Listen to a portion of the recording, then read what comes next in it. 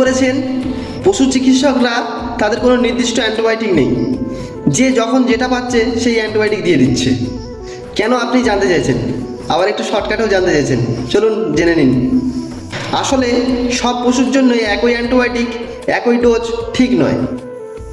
রোগের ধরন এবং কোনো জীবাণুজড়িত পশুর প্রজাতির, ওজন এবং আগের চিকিৎসার ইতিহাস অনুযায়ী ঔষধ নির্ধারণ করা হয়।